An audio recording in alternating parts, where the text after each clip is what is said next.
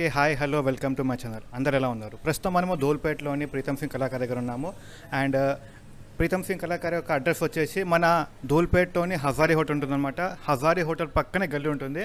ఆ గల్లీలో ఎంట్రిన తర్వాత ఫస్ట్ రైట్ సెకండ్ బిల్డింగ్. నేను అడ్రస్ యొక్క డీటెయిల్స్ డిస్క్రిప్షన్లో ఇస్తాను. అండ్ ప్రీతం సింగ్ కళాకార్ యొక్క మొబైల్ నెంబర్ కూడా డిస్క్రిప్షన్ ఇస్తాను, చూడండి.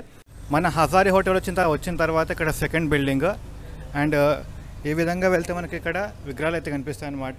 ప్రజెంట్ ఇంకా ఫినిషింగ్ స్టేజ్లో లేవు విగ్రహాలు. మా కోసం అని చెప్పేసి ఈ యొక్క విగ్రహానికి అయితే మన వాళ్ళు సిద్ధం చేసి వచ్చారనమాట. ఇది ఫైనల్ ఫినిష్ కాదు. మన అయోధ్యలో ఉండే రాముని యొక్క రూపంలో మన విఘ్నరాజన్ అయితే చూపించడం జరిగిందనమాట. రామ్లల్ల రూపంలో మన వినాయకుడు ఈ రూపంలో దర్శనమిస్తున్నారనమాట. ఆ విధంగా ఈ యొక్క విగ్రహాన్ని అయితే చూపించడం జరిగింది, మీరు చూసుకోవచ్చు. సో మన స్వామివారి బ్యాక్గ్రౌండ్లో రాముని పక్కన హనుమంతుల వారు ఉంటారు కాబట్టి హనుమంతుని అయితే ఇక్కడ చూపించడం జరిగిందన్నమాట. అంతేకాదు మన విష్ణుమూర్తి యొక్క 9 అవతారాలు అన్నమాట. వీటన్నిటిని మన స్వామివారి బ్యాక్ డ్రాప్లో సైడ్స్న చూపించడం జరిగిందనమాట. మన అయోధ్యలో రామ్లల్ల ఏ విధంగా ఉంటారో ఆ విధంగా విగ్రహం చూపించడం జరిగిందనమాట. మన స్వామివారి పాదాల దగ్గర ఎలుక ఉండాలి కాబట్టి చిన్ని ఎలుకని ఇక్కడైతే చూపించడం జరిగింది. అండ్ చూసుకోవచ్చు మన స్వామివారు పుష్పం పైన నించున్నట్టయితే చూపించడం జరిగిందనమాట. అండ్ మన స్వామివారికి ధోతి యొక్క వర్క్ కూడా జరుగుతుంది. అండ్ ఈ యొక్క ధోతి, కమర్పట్ట అండ్ మెడలో షాల్వా వస్తుంది కదా, అది మీ రిక్వెస్ట్ ప్రకారంగా ఏ కలర్ కావాలంటే ఆ కలర్ వేస్తారు. అండ్ కుందన్ వర్క్ కూడా చేస్తారనమాట. సో చూసుకోవచ్చు మన స్వామివారి కిరీటం పెట్టారు ఏ విధంగా ఉంటుందో. మన స్వామివారి చేతిలో మన బాణం అండ్ విల్లు కూడా ఉందన్నమాట. ఇదే కాదు ఇంకో డిజైన్ కూడా రెడీ అవుతుంది ఇక్కడ. ఈ యొక్క డిజైన్ ఇంకా స్టార్టింగ్ స్టేజ్లో ఉందన్నమాట.